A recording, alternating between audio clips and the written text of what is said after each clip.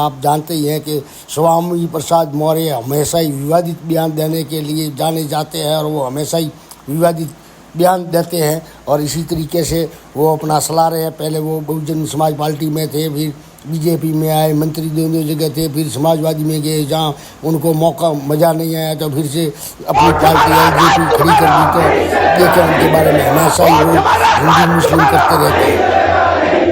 2027 में लोग मोर्चा की सरकार बनाएंगे और इन आरोपियों से मुक्ति पाएंगे। उत्तर प्रदेश बचाओ।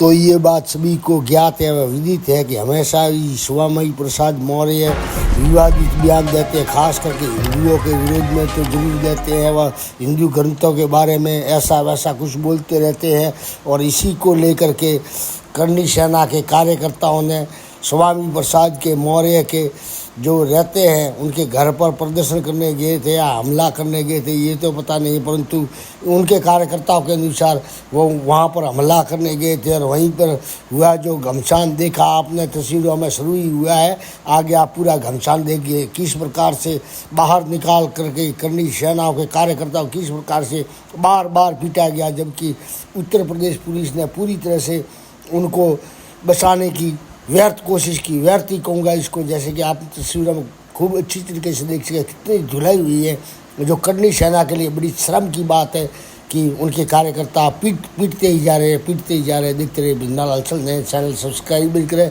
आगे से आगे शेयर करना न भूलें। फालतू की ठुकराई करनी सेना को कितनी महंगी पड़ी इस तस्वीरों में देख सकते हैं, क्योंकि स्वामी प्रसाद के पार्टी के कार्यकर्ता न केवल बल्कि उनकी अच्छी से अच्छी धुनाई की वो लात गुच्छा से, बल्कि पुलिस के बचाव के बावजूद भी उनको बाहर निकाला, वापस गाड़ी में बिठाने के बाद और फिर से पिटाई की। तो इसी प्रकार से इनकी धुलाई इतनी खतरनाक हुई है कि ये जो स्वामी प्रसाद पार्टी के कार्यकर्ता है वो इसको छटनी सेना तक कहने लगे, अर्थात मजाक में करनी सेना से बनी छटनी सेना तक इतने हलचल।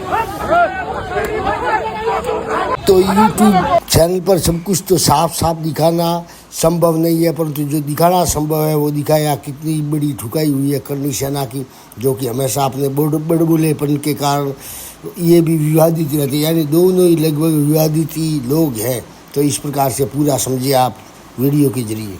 तो जिस प्रकार से करनी सेना के कार्यकर्ताओं की धुलाई कह सकते हैं, ठुकाई कह सकते हैं हुई है, वो देख करके बहुत दया आ रही है। तो इसी प्रकार से देख सकते हैं कि अति सर्वोत्तम वर्जितम, अर्थात जो जितनी ताकत है वही लगा, इससे ज़्यादा अधिक न करें, क्योंकि गाड़ी से बाहर निकाल करके वापस इनकी धुलाई की गई। तो इसी प्रकार से ऐसा प्रदर्शन करने के उनके अनुसार कह सकते हैं कि वो उनके घर पे हमला करने गए। देखिए अब उन्होंने हमारे दिखाता हूँ आपको इस कार्यकर्ता से। कई बार उन्होंने राम का विरोध किया है। तो तुम विरोध के ऊपर तुमने हमला किया है जी। क्या नाम है तुम्हारा? रोहित द्विवेदी। रोहित द्विवेदी घर कहाँ तुम्हारा? डी। इसलिए ऐसे गुंडे माफिया अपराधियों के खिलाफ योगी सरकार भी मौन है। उनको मौन स्वीकृति मिली है, सहमति मिल चुकी है और ठाकुर होने का एक लाइसेंस मिला हुआ है कि जैसा चाहो वैसा कानून तोड़ो। ये करनी सेना के लोग ऐसे ही अराजक तत्व है जो उत्तर प्रदेश की कानून व्यवस्था को मिट्टी में मिलाने का काम कर रहे हैं। पुलिस की मौजूदगी में यह मारपीट हुई है। पुलिस यहाँ मौजूद है फिर भी मारपीट हो रही है। यही गुंडा राज है, यही जंगल राज है, यही उत्तर प्रदेश का जंगल राज आज सबके सर पर चढ़ के बोल रहा है कि पुलिस की मौजूदगी में जब इन गुंडे माफिया अपराधियों के हौसले इतने बुलंद है तो गैर मौजूदगी में इनका नंगनाच कितना चलता होगा इसका अंदाजा लगाया जाए। क्या लग रहा है?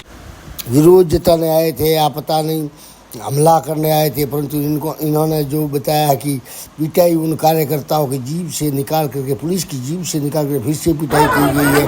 तो इन्होंने क्या कहा कि यही गुंडा राज है, यानी यही गुंडा राज है, अर्थात उनके कार्यकर्ता ने करनी सेना के कार्यकर्ता की पिटाई की, वही गुंडा राज है।